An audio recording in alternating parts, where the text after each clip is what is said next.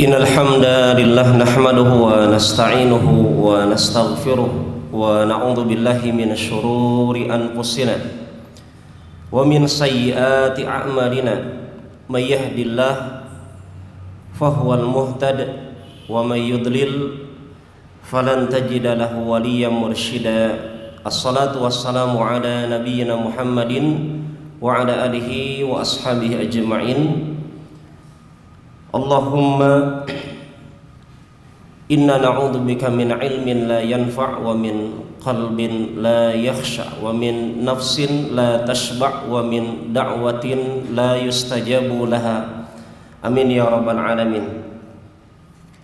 Ya Allah, kami memohon kepada Engkau perlindungan dari ilmu yang tidak bermanfaat, dari hati yang tidak merasa takut, dari jiwa yang tidak pernah merasa puas, dan dari doa yang tidak Engkau perkenankan.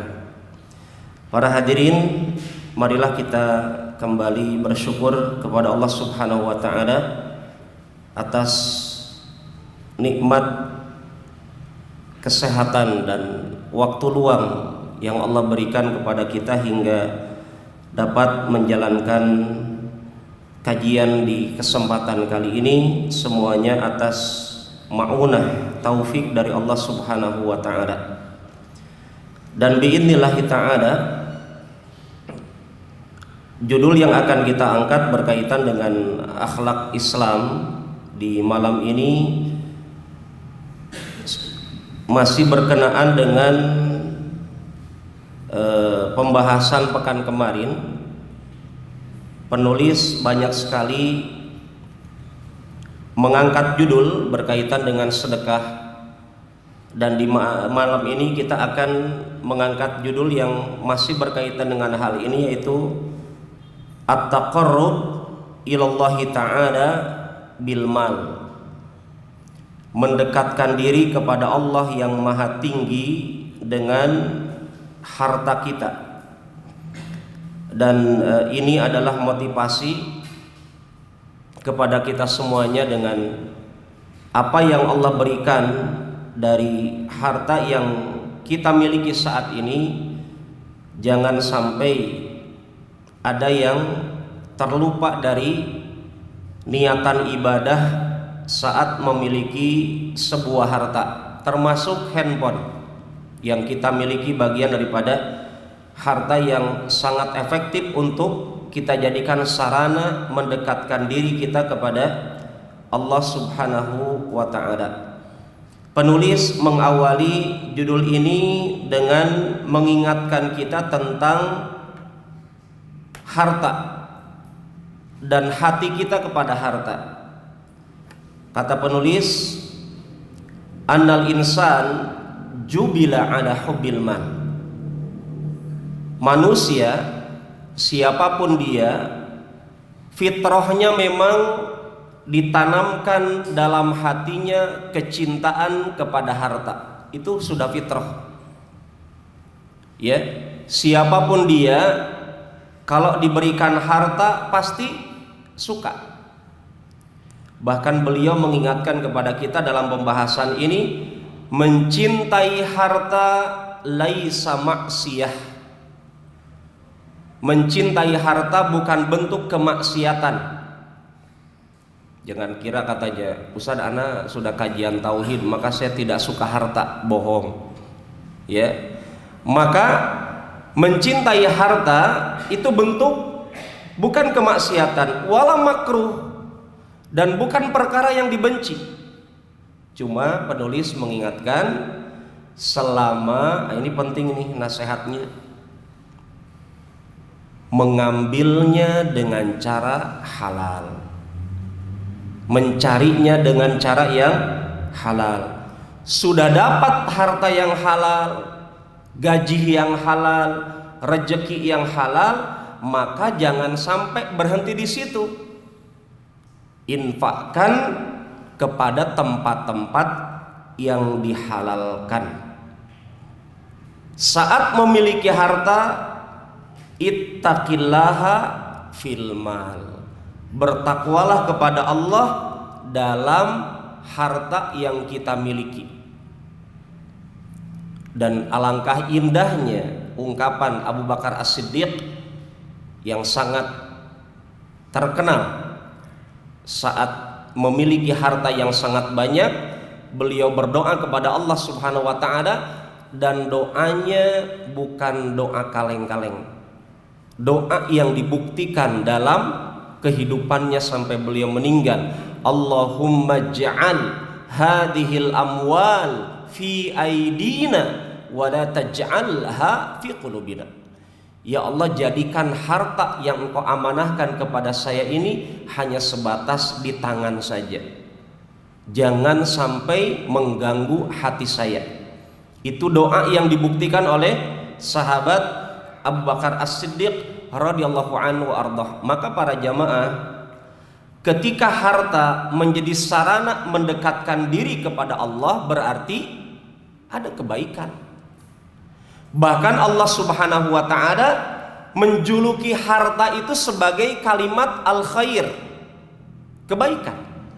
Mari kita lihat dalam Al-Baqarah 180 ketika Allah menceritakan tentang warisan, tentang wasiat. Allah mengatakan, kutiba alaikum, telah diwajibkan atas kalian, idza hadara ahadakumul maut, apabila telah datang kepada salah seorang di antara kalian kematian. Artinya kalau kalian sudah merasa ada kematian mendatangi kalian, in taraka khairanil wasiyah, tinggalkan kebaikan berupa wasiat. Kebaikan di sini kata Imam Al-Qurtubi adalah al khair huna al mal min ghairi khilaf, tanpa terjadi perbedaan. Sepakat para ulama menafsirkan kebaikan yang harus kita tinggalkan sebelum meninggal dunia adalah harta. Berarti dengan ayat ini Allah mensifati harta kita kebaikan, ya, sebagai bentuk wasiat kepada kedua orang tua, kepada karib kerabat dengan cara yang ma'ruf, haqqan 'alal muttaqin. Ini keputusan dari Allah kepada orang-orang yang bertakwa kepada Allah Subhanahu wa ta'ala. Berarti harta dijuluki oleh Allah kebaikan. Maknanya, yang di dunia nggak punya harta seakan-akan dia tidak punya kebaikan. Maka mari kita pikirkan apa aset harta kita saat ini. Kita ingat ada seorang bapak konsultasi kepada salah seorang ulama tentang harta dunianya. Saya miskin, saya tidak punya uang, dan seterusnya, ya. Kemudian ustadz ini, ulama ini memberikan motivasi. Pak, kalau bapak merenungkan keadaan diri bapak saat ini yang sehat walafiat, matanya masih terang benderang, telinganya masih kinclong, bisa mendengar dengan jelas, tangan kaki juga bisa digunakan untuk meraba dan berjalan. Kalau kita renungkan baik-baik, itu bagian daripada harta yang sangat mahal. Sampai kata ustadz ini, coba Pak berikan analogi, coba kita berbuat logika.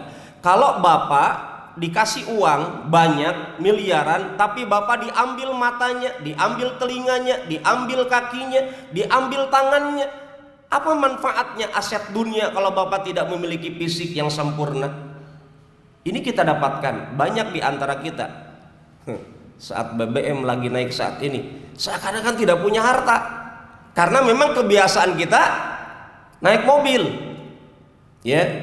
Mungkin jarang seperti Imam Al-Utsaimin berapa kilometer dari rumahnya ke masjid pulang pergi jalan kaki. Bahkan kita dapatkan juga di internet ada seorang kakek sengaja jalan kaki ke masjid Jumatan, padahal ditawari untuk naik mobil, ditawari temannya jamaah yang lainnya. Beliau ingin meraih keutamaan berjalan kaki ke masjid, ya. Maka kita dapatkan apa? Ada alasan yang harus kita miliki. Kenapa kita begini, kenapa tidak kita begitu? Seperti yang kita dapatkan dari contoh-contoh orang yang berusaha meraih kebaikan, mendekatkan diri kepada Allah Subhanahu wa ta'ala. Kemudian hadirin, penulis juga ingatkan surat Al-Adiyat ayat 8 yang sangat kita hafal tentang harta. Allah juluki kebaikan, wa innahu lihubbil khair lasyadid. Sesungguhnya manusia sangat mencintai kebaikan. Apa itu kebaikan? Kata Imam Al-Qurtubi, para ulama juga sepakat kebaikan yang dimaksud di sini adalah harta. Hadirin jamaah yang dimuliakan dan dirahmati oleh Allah Subhanahu wa taala, demikian juga Nabi Muhammad alaihi salatu wassalam memuji harta dalam kisah Hakim ibn Hizam. Subhanallah. Kita melihat biografi sahabat ini, Hakim ibn Hizam masuk Islam ketika Fathu Makkah. Terkenal sekali beliau itu orang dermawan saat jahiliyah, sebelum masuk Islam. Sampai diceritakan beliau waktu jahiliyah, ya, belum kenal Allah, belum kenal Rasulullah, bergelimang dengan kemaksiatan, kemusyrikan dulu. Tapi semusyrik-musyrik dirinya, saat belum masuk Islam, beliau biasa sedekah 100 ekor unta. Sampai beliau itu bukan hanya sedekah unta dan seterusnya, fakir miskin disantuni waktu dulu jahiliyah. Artinya fitrah hatinya adalah pecinta kebaikan, dermawan sebelum kenal Islam. Sampai mengenal Islam, beliau juga biasa demikian, melanjutkan kebiasaan baiknya di masa jahiliyah. Sampai beliau bertanya sama Nabi, ya Rasul, saya kan dulu waktu jahiliyah itu biasa berbuat kebaikan, kesana kemari, ya, bersedekah dan seterusnya. Apakah bermanfaat setelah saya masuk Islam? Nabi Muhammad alaihi salatu wasallam mengatakan, aslam ta'ala ma salafa min khair. Engkau masuk Islam dengan membawa seluruh kebaikan engkau saat zaman jahiliyah dulu, itu dibawa oleh Allah, dimasukkan kepada pahala engkau saat ini ketika engkau sudah masuk Islam. Kenapa demikian? Karena begitulah konsep mendekatkan diri kepada Allah. Begitulah konsep berinteraksi dengan Allah, muamalah dengan Allah. Allah tidak melupakan kebaikan seseorang, termasuk kaum muslimin di antara kita. Kalau ada dulu bermaksiat, berapa lama? 10 tahun, 5 tahun dan seterusnya. Kemudian dia bertaubat, ya, maka ini lebih keren lagi nih. Faulaika yubaddilullahu sayyiatihim hasanat. Bagi Allah tidak susah dan Allah tidak butuh kita. Allah katakan bagi orang yang bertaubat dari dosa, apapun dosa Anda, baik dalam masalah harta, dalam jabatan dan seterusnya, Anda bertaubat kepada Allah, maka seluruh kemaksiatan Anda tadi, berapa lama, 5 tahun dan seterusnya, Allah rubah menjadi 5 tahun ketaatan. Tidak rugi bermuamalah dengan Allah Subhanahu wa ta'ala. Maka para jamaah yang dimuliakan dan dirahmati oleh Allah, Hakim ibn Hizam, beliau pernah meminta kepada Nabi. Jadi pada satu kesempatan, beliau memang orang dermawan, orang kaya para hadirin. Usianya panjang, sampai disebutkan dalam sejarah sampai usia 120 tahunan. Ya, usianya diberikan kelebihan oleh Allah Subhanahu wa taala. Di antara kisahnya dengan Nabi, beliau pernah meminta sama Nabi, diberi sama Nabi, minta lagi, diberi lagi, minta lagi, diberi lagi oleh Nabi Muhammad alaihi salatu wassalam, sampai Nabi mengatakan pesan berharga kepada beliau, yang pesan ini sangat penting untuk kita petik hikmahnya pada kesempatan kali ini. Kata Nabi, ya Hakim, wahai Hakim, hadal mal khadirun hulwun. Harta yang engkau miliki ini, posisikan pesan Nabi ini seperti Nabi langsung memberikan nasihat kepada kita, karena kita semuanya punya harta. Ya, Anda kajian naik kendaraan, Anda kajian mungkin jalan kaki dan memiliki handphone dan seterusnya. Kata Nabi, harta yang Anda miliki ini khadir, hijau, hulwun, manis. Kata para ulama, kalimat Nabi yang pendek ini memberikan gambaran sifat harta yang dimiliki seorang, bukan hanya hijau tapi manis. Ini permisalan seperti buah. Anda kalau punya buah hijau, sesuatu yang hijau menyegarkan pandangan, kata para ulama. Harta yang kita miliki, kenapa antum mau handphone ini, kenapa antum mau kendaraan ini, kenapa antum mau istri ini, anak seperti ini, seterusnya, bikin pandangan kita enak. Punya rumah, konsepnya seperti ini dan seterusnya, karena memang harta itu bikin pandangan kita hijau. Tapi bayangkan para jamaah, kata para ulama, ketika Nabi memberikan permisalan, bukan hanya hijau itu buah, tapi manis. Karena tidak semuanya hijau manis. Kalau dua sifat ini digabungkan dalam harta kita, bagaimana rasanya? Kita ingin memilikinya sebanyak-banyaknya. Maka Nabi ingatkan, harta kita ini adalah sangat menggiurkan dan bisa melupakan kita dari Allah, bisa melupakan kita dari tujuan kenapa kita memiliki harta. Kemudian Nabi ingatkan, ada dua keadaan setelah kita memiliki harta, kata Nabi, yang harta ini sangat kita kagumi, sangat kita cintai. Faman akhadahu bisakhawati nafsin burikalahu fihi. Perhatikan pesan dan konsekuensi manfaat dari mengikuti pesan ini. Siapa yang jiwanya sakhawah. Apa itu sakhawah? Para ulama menjelaskan, sakhawah itu ketika seorang memiliki jiwa di hadapan hartanya, ketika dia mencari hartanya tanpa harus merengek-rengek kepada orang. Siapa di antara kita dapat uang, dapat jabatan, dapat harta dengan merengek-rengek sama makhluk? Nabi katakan berkahnya dipertanyakan. Tapi kalau ada di antara kita mendapatkan hari ini harta dengan cara tanpa harus merengek-rengek kepada orang, la tamak, tidak tamak dengan harta, la hiras, tidak rakus dengan harta, la ikroh, tidak maksa orang agar memberikan harta kepadanya, la ihraj lil mu'ti, tidak bikin orang gak enak sama orang ini. Ini masalahnya Ustaz, saya kalau nggak kasih dia ketok terus rumah saya, di SMS handphone saya. Ada di antara kita maksa orang melebihi maksa sama Allah. Ya, konsep meminta sama orang seperti itu akan menyebabkan harta kita nggak diberkahi, kata Nabi. Tapi kalau konsep kita tidak seperti itu, burikalahu fihi, diberkahi hartanya. Waman akhadahu bi israfi nafsin lam yubarik lahu fihi. Siapa yang mendapatkan hartanya dengan cara seperti tadi, merengek-rengek sama orang dan seterusnya, maka tidak akan diberkahi di dalamnya. Wa kana kalladzi ya'kul wa la yashba. Nabi berikan permisalan, orang yang begitu cara mencari hartanya, mencarinya merengek-rengek sama makhluk. Dia seperti orang makan nggak kenyang-kenyang, banyak makannya nggak kenyang. Ini juga teguran, kata para ulama, kepada orang yang suka makan kebanyakan. Coba direnungkan, jangan sampai selama ini kita banyak request sama temennya, bikin nggak enak hati sama temen yang di request. Ya, kalau antum mudik jangan lupa oleh-oleh. Antum umroh tuh besok.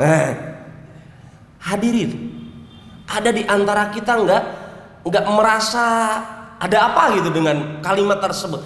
Padahal kalimat itu membuktikan dirinya seakan-akan mencontohkan kepada yang lain untuk butuh sama makhluk. Nabi tidak mencontohkan demikian. Orang seperti ini akan menjadikan dirinya banyak makan gak kenyang-kenyang. Kemudian Nabi mengatakan waliyadul uliya khair minal yadis sufla. Tangan di atas lebih baik daripada tangan di bawah. Tapi ada ikhwah yang salah menafsirkan. Dikasih orang, oh ya Pak, saya ambil dari atas. Bukan begitu hadirin. Ya. Tetap yang memberi lebih utama daripada yang menerima. Itu konsepnya. Subhanallah, ini wasiat Nabi kepada Hakim Ibn Hizam. Setelah itu, mari kita lihat bagaimana efek wasiat Nabi ini ketika diimani, diyakini semua kalimat-kalimat keberkahan ini dari Nabi, ilmunya. Apa kata Hakim dengan mendengar wasiat ini, ya Rasulullah, demi yang telah mengutus engkau dengan kebenaran, la azra'u ahadan ba'daka syai'a hatta ufariqad dunya. Ya Rasul, dengan hadis ini saya sampai meninggal dunia semenjak ini, saat ini tidak akan lagi meminta kepada orang. Dan beliau itu Pak tidak tahu meninggalnya kapan loh. Tapi beliau sudah berjanji sama Nabi menjalankan hadis ini. Apa yang terjadi? Beliau buktikan menjadi sahabat sampai meninggal. Dengan hadis ini beliau buktikan bagaimana keindahan dirinya saat tidak meminta sama orang. Apa yang terjadi?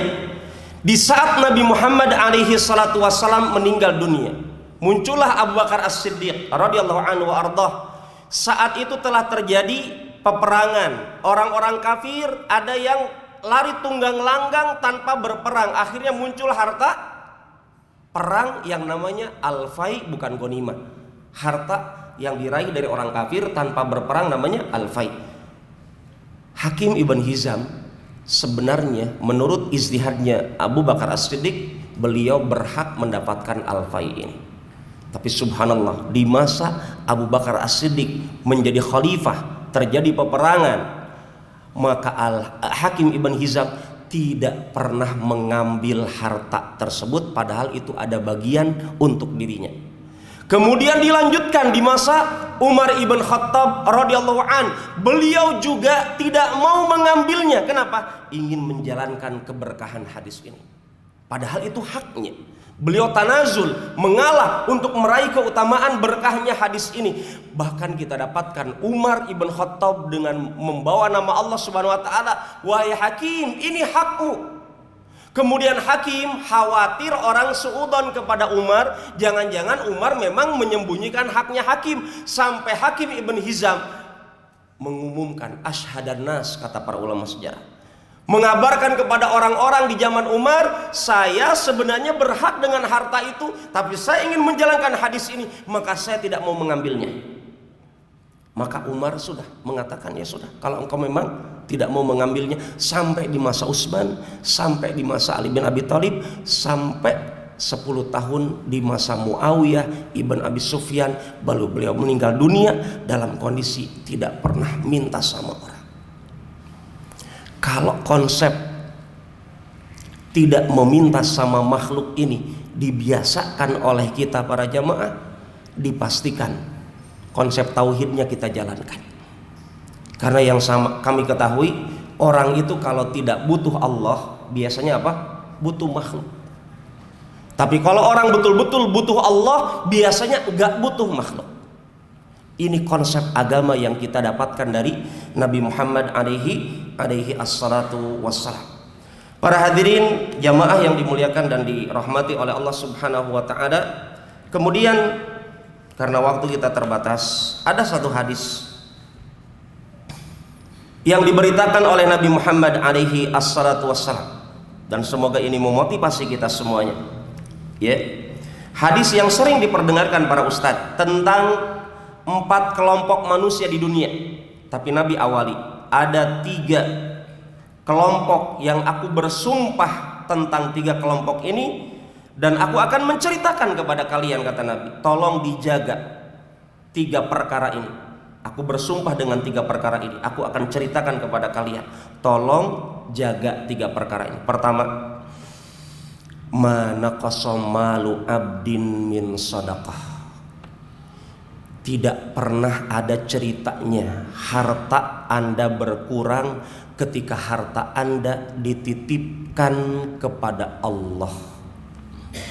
Kalau Anda bersedekah betul-betul karena Allah, bukan karena postingan, bukan karena liker, follower, dan war-war yang lainnya, maka pastikan harta Anda tidak akan pernah berkurang. Kalau betul-betul karena Allah. Ya, ini konsep pertama. Wala dzulima 'abdun madlamatan sabara 'alaiha illa zadahullahu izzan. Pesan kedua kata Nabi, Tidak ada orang didolimi dengan satu kedoliman, kemudian dia belajar untuk menghadirkan, menumbuhkan kesabaran, kecuali Allah akan menambahkan kemuliaan kepada orang sabar ini.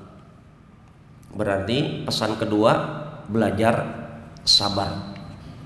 Yang ketiga, wala fataha abdun baba mas'alah illa fatahallahu alaihi baba faqrin.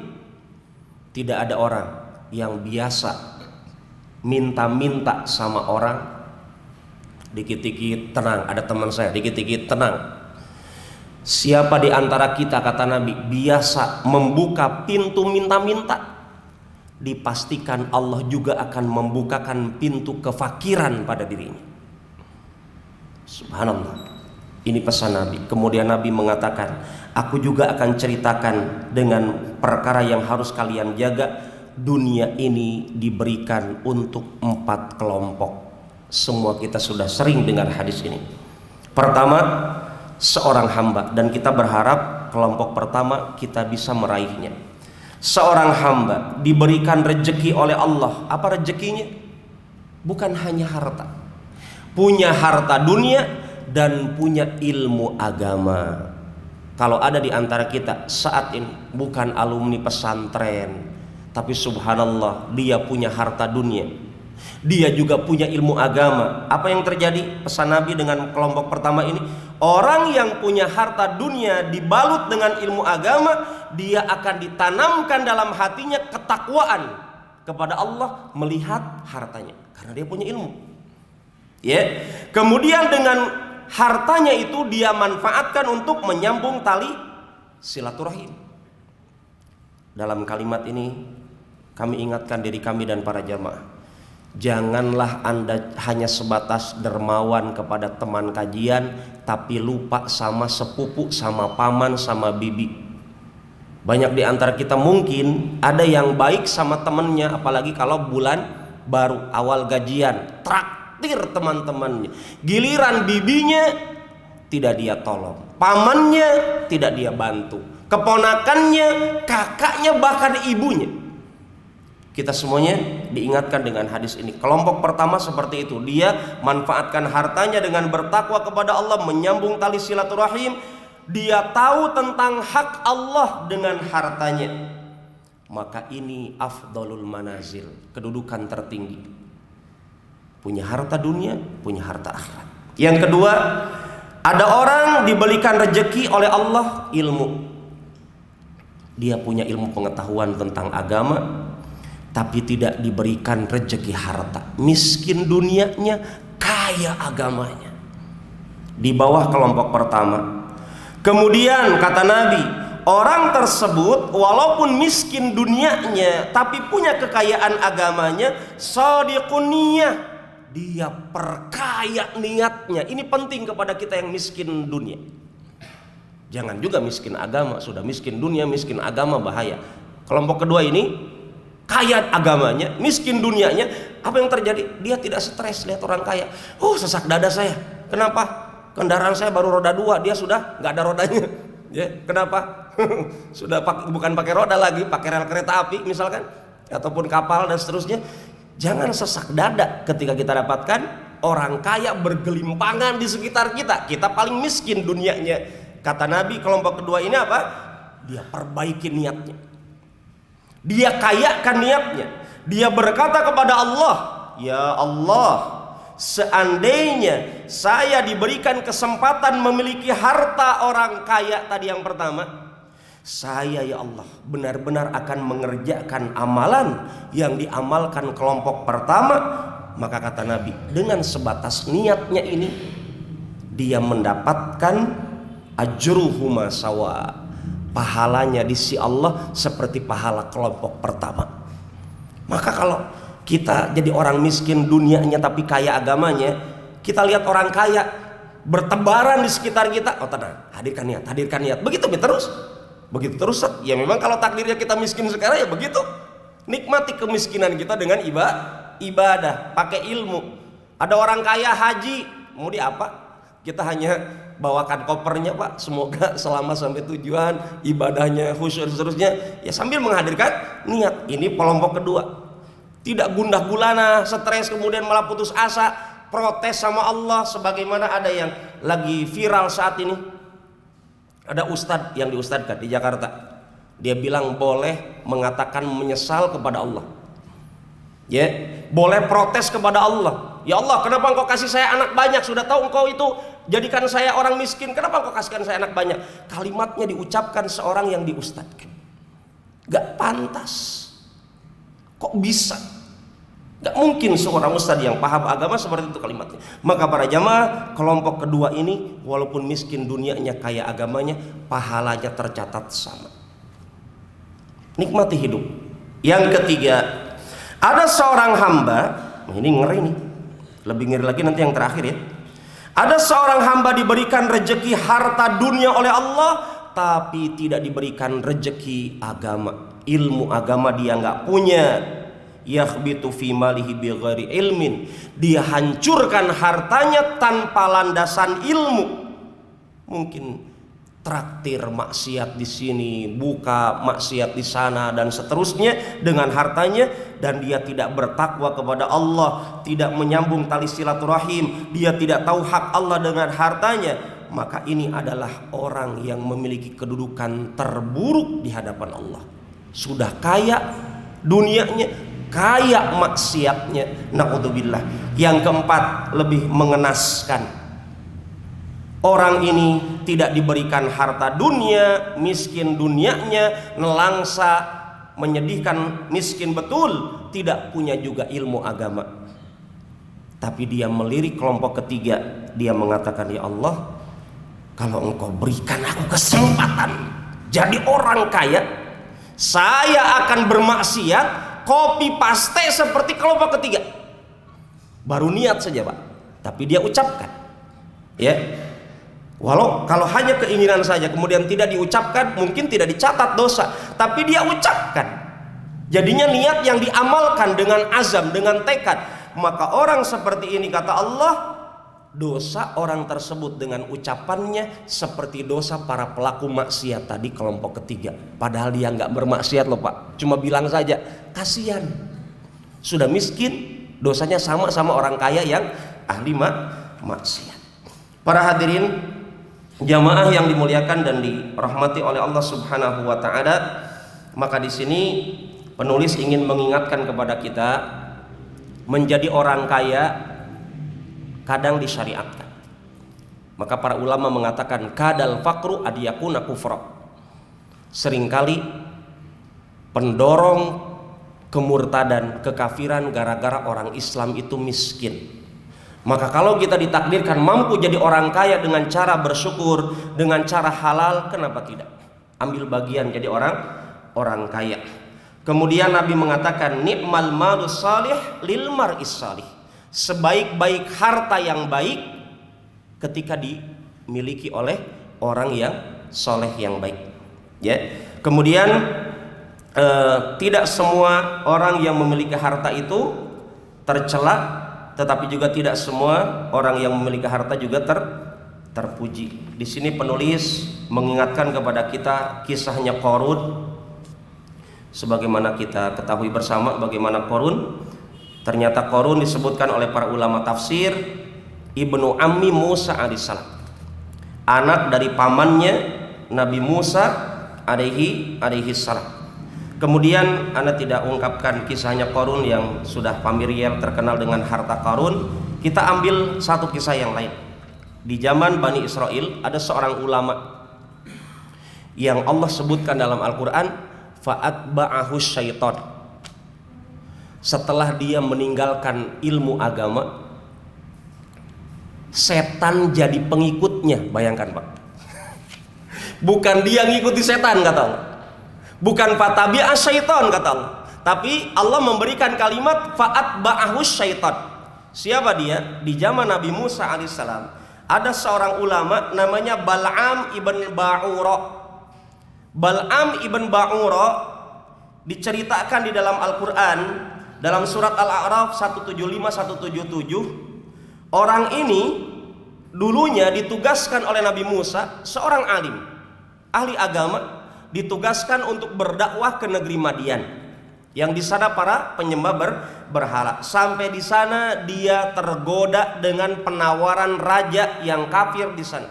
Kata raja, engkau mau tahta, harta, wanita, semuanya ada di sini, tapi pindah agama.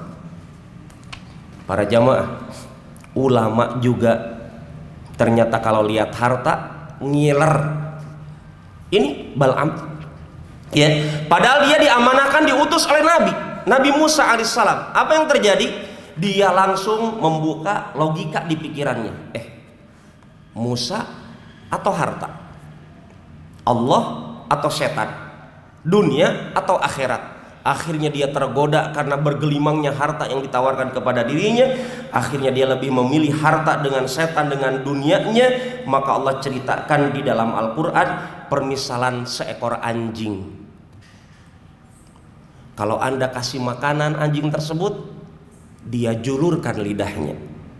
Kalau dia juga tidak Anda kasih makanan, tetap saja menjulurkan lidahnya. Padahal kita tahu di antara sifat anjing tidak semuanya buruk. Makanya anjing dalam Islam, dalam fikih Islam dibolehkan untuk apa? Menjadi membantu kita. Ya, karena anjing itu ternyata kita tahu karakter anjing adalah sifatnya setia sama pemiliknya. Saya dapatkan kisah nyata di YouTube, orang kafir, bapak-bapak, dia punya anjing, dia rawat baik-baik, pokoknya kayak anaknya. Kita tahu orang kafir bagaimana merawat anjing, mirip merawat binatang. Bahkan saya dapatkan di Kalimantan ketika saya tugas. Mohon maaf ya, orang Kalimantan, ini keyakinan yang mungkin tidak diyakini dalam Islam. Ustadz, di kami ini kalau kami naik katingting, Anda tahu katingting, belok sedikit aja jungkir balik gitu. Kalau Ustadz naik katingting, kemudian Ustadz ada di situ rombongan ibu bawa bayinya, tapi ada juga anjingnya. Kalau yang jatuh ke sungai, Ustadz, antara memilih menyelamatkan bayinya ibu itu atau anjingnya, kami punya keyakinan dulu lebih baik menyelamatkan anjing daripada anak kami. Subhanallah, bagaimana kedudukan seekor anjing di hadapan hati orang tersebut. Orang kafir tadi yang punya seekor anjing, orang kafirnya meninggal, mati. Apa yang terjadi? Anjingnya senantiasa duduk bolak-balik di tempat yang ditempati, dilewati pemiliknya orang tersebut, pemiliknya anjing tersebut. Sampai kita dapatkan anjing tersebut tidak mau diambil alih sama temennya orang tadi yang memiliki anjing tersebut. Tapi Allah Subhanahu wa taala pada kesempatan kali ini, ketika ada orang yang diberikan ilmu agama kemudian lebih memilih dunia, maka Allah permisalkan seperti seekor anjing yang dia tidak tidak ada kemuliaannya ketika menjulurkan lidahnya. Makanya kepada ibu-ibu saya dapatkan di Facebook, anak-anak muda milenial, akhwat, ya, memang kalau Anda memang tidak memilih cadar, itu pilihan Anda, karena para ulama mengatakan ada yang mensunahkan, ada yang mewajibkan. Tapi tolong jangan posting wajah Anda dengan menjulurkan lidah. Saya jadi ingat julurkan lidah akhwat di Facebook, jadi ingat anjing di sini. Bukan saya memisahkan, mohon maaf ya, bukan saya memisahkan akhwat dengan anjing ini, tapi afwan akhwat, ya, sesolehah-solehahnya para akhwat di zaman Nabi tidak pernah menjulurkan lidahnya sama suaminya, apalagi di Facebook ya bukan suaminya. Gitu, subhanallah. Ditambah jari begini, kemudian lidahnya dijulurkan. Ini saya dapatkan seperti ini. Sebagaimana kata Syekh Muhammad bin Abdul Wahab, ya, ketika beliau membahas masail jahiliyah, perkara-perkara jahiliyah, kemudian beliau katakan, kenapa sih kita nggak boleh merawat kuku? Toh kuku kita, Ustaz, toh juga Ustaz dijaga, Ustaz, tidak ada debu-debunya apanya gitu kan? Kata beliau, karena kuku ketika tidak dipotong menyerupai para binatang yang memang tidak dipotong kukunya. Ya, jadi kalau Anda, mohon maaf nih, kita dapatkan para perawat kuku, ya, seringkali ada bapak-bapak biasanya daerah kelingking sama ini, kalau mau ini biasanya 3 nih. Bapak-bapak di sini Kalau ibu-ibu, semuanya mungkin ya, dengan warna-warninya zaman saat ini. Maka kita dapatkan bagaimana peringatannya dalam Islam, tidak boleh membiarkan kuku panjang, khususnya dalam menghidupkan sarana ini, mendekatkan diri kepada Allah dengan harta kita. Kuku kita ini bagian daripada aset kita. Para hadirin jamaah yang dimuliakan dan dirahmati oleh Allah Subhanahu wa taala, Bal'am tadi diceritakan oleh Allah Subhanahu wa taala, watlu alaihim naba'al ladzi atainahu ayatina fansalakha minha fa'atba'ahu syaitan. Kata Allah, lantunkan kepada manusia berita ada seorang laki-laki, dulunya dia diberikan ilmu oleh Allah, ayat-ayat Allah, fansalakha. Apa itu fansalakha? Kata para ulama, seperti Anda di waktu kurban menguliti daging sapi, sapi dikuliti, itu sapi kulitnya di sini, dagingnya di sini, itu fansalakha. Ketika orang ini lebih memilih dunia, harta dunianya, godaan setannya, jabatannya daripada agamanya, maka itu seperti kata Allah, seperti ada seekor daging, ada sapi dikuliti, yang tidak mungkin kulitnya disatukan lagi dengan tubuhnya, ya, karena dia sudah dipisahkan. Itulah permisalan orang kalau sudah menggadaikan agamanya dengan dunianya, terkadang kata para ulama susah mengembalikan dirinya kembali kepada masa dulu ketika dia soleh. Ya, akhirnya Allah katakan fa'atba'ahu syaitan, sampai kata Allah saking ngerinya Bal'am ini, dia menjadikan dirinya diikuti setan. Bukan setan mengikuti dirinya, tapi dirinya menjadi pelopor dalam kemaksiatan. Kenapa? Bahaya para jamaah. Karena dia berilmu tentang Islam. Makanya dalam Islam kenapa orang murtad harus dibunuh? Karena dia tahu seluk-beluk agama Islam. Dia terkadang lebih buruk maksiatnya daripada orang yang tidak kenal Islam. Dan kami saksikan sendiri hatinya. Orang yang pernah mengenyam duduk di pesantren, dia sudah tahu seluk-beluk Islam, seperti yang jadi kiai haji besar saat ini, ya. Kalau dia sudah tahu seluk-beluk Islam, kemudian dipalingkan hatinya oleh Allah, waliyadzubillah, apa yang terjadi?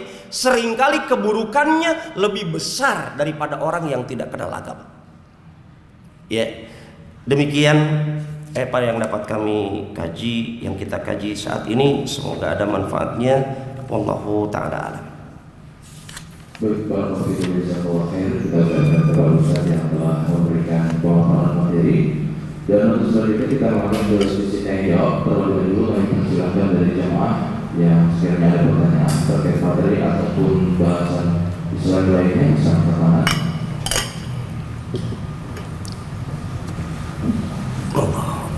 Baik, jika belum ada, saya angkat pertanyaan dari WhatsApp. Assalamualaikum warahmatullahi wabarakatuh, Ustaz. Waalaikumsalam. Barakallahu fikum. Pertanyaannya, bagaimanakah hukumnya jika seseorang rajin bersedekah dan menyambung silaturahmi, tapi dia lupa untuk membayar utangnya? Mohon bersalah. Baik. Bismillahirrahmanirrahim, wassalatu wassalamu ala Rasulillah wa ala alihi wa ashabihi wa mawalah, amma ba'd. Nasihat ana kepada ikhwah akhwat yang masya Allah dermawan, rajin sedekah tapi lupa hutang, berarti antum lupa skala prioritas, ya. Bersedekah, ikhwan, bahkan para ulama katakan kalau antum sudah wajib zakat mal, tapi ketika antum akan mengeluarkan 2,5%, antum buka catatan hutang antum 3 lembar, para ulama katakan jangan keluarkan zakat dulu. Ini zakat mal itu kan wajib, sudah haul 1 tahun, dimiliki senilai 85 gram emas atau 595 gram perak, artinya nominalnya berbeda kan. Kalau anda sudah dapat itu nisabnya, haulnya sudah dapat, tapi pas dilirik mau dikeluarkan 2,5%, ternyata ada hutang belum lunas, perbaiki niat, lunasi dulu hutang. Ingat kisah sahabat yang tidak akan disolatkan Nabi saat dia meninggal dunia radhiyallahu an, karena hutangnya belum dibayar.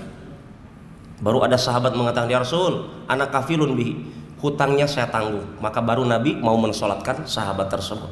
Karena hutang menjadi sebab orang mati syahid saja nggak bisa dulu masuk surga. Ya, maka kepada ikhwah akhwat yang rajin sedekah, nasihat anak-anak, tidak tahu hati antum, Allah yang tahu. jangan sampai selain karena kita mungkin lupa ya prioritasnya hutang lebih didahulukan daripada bersedekah, jangan sampai ada di antara kita rajin berbagi, niatnya ingin dikatakan baik, ingin dikatakan dermawan, padahal ada yang lebih penting dari itu, yaitu apa? Menjaga niat dan memprioritaskan pembayaran, termasuk di dalamnya adalah bab hutang. Nah, ini mungkin jawaban Ana, semoga bermanfaat. Wallahu ta'ala a'lam. Baik, warahmatullahi wabarakatuh. Dan pertanyaan selanjutnya kami kembali persilakan dari jemaah jika ada.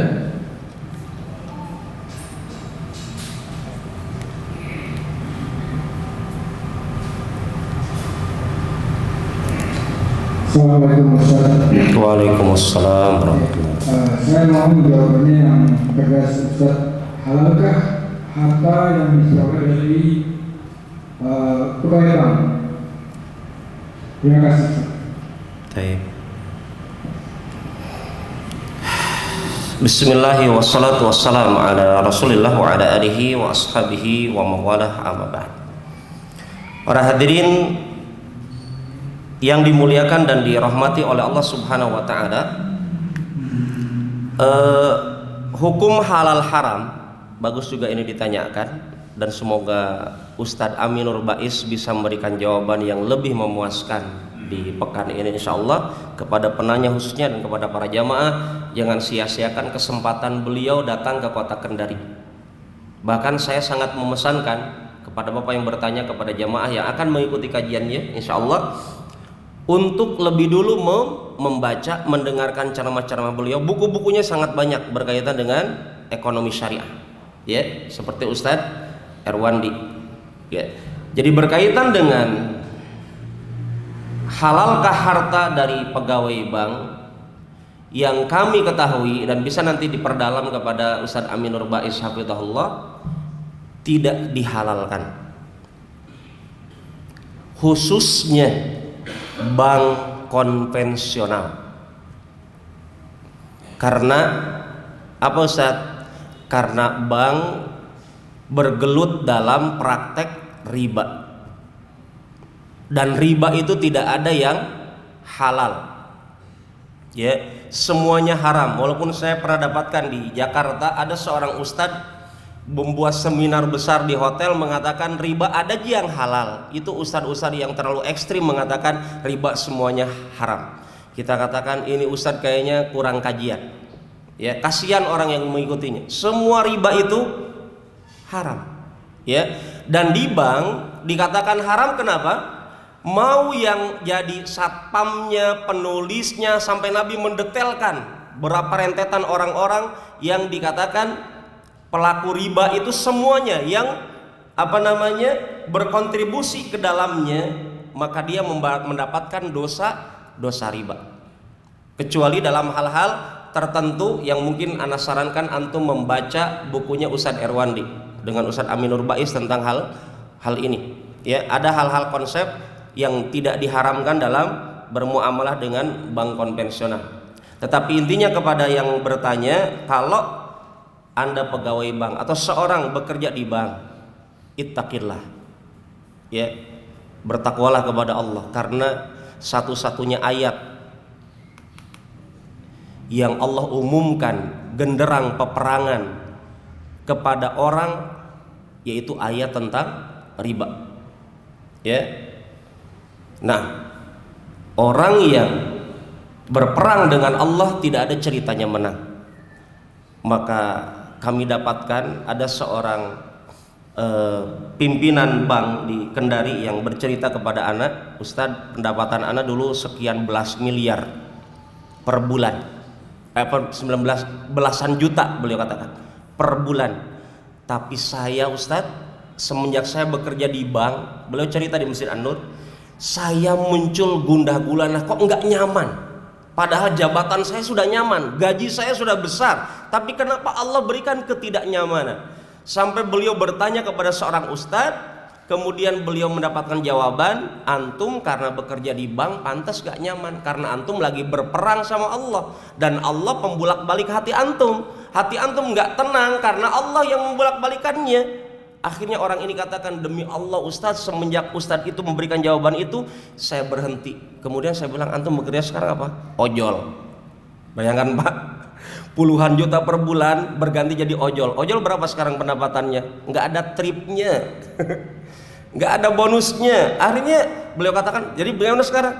Alhamdulillah Ustadz, walaupun supir ojol, saya tenang, bisa sholat, khusyuk, bisa, dan seterusnya. Dia katakan, Masya Allah.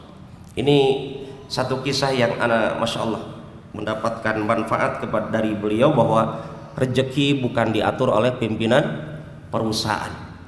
Ini mungkin Pak jawaban dari ana, semoga dipahami, bermanfaat. Wallahu ta'ala alam. Baik, barakallahu fiikum, jazakallahu khair. Kita ucapkan kepada Ustaz yang telah memberikan paparan materi dan juga jawaban dari beberapa pertanyaan yang masuk. Dan itu adalah yang dimuliakan oleh Allah Subhanahu wa taala. Pertanyaan dari merupakan pertanyaan produk dari kajian kita di kesempatan malam yang berbahagia ini. Semoga dari yang telah kita dapatkan dapat bermanfaat dan dapat kita terapkan dalam kehidupan kita sehari-hari. Baik, khadiman yang dimuliakan oleh Allah Subhanahu wa taala, kita akhiri kajian kita dengan zikir kafaratul majlis. Subhanallah wa bihamdihi, asyhadu an la ilaha illa anta, astaghfiruka wa atubu ilaik. Assalamualaikum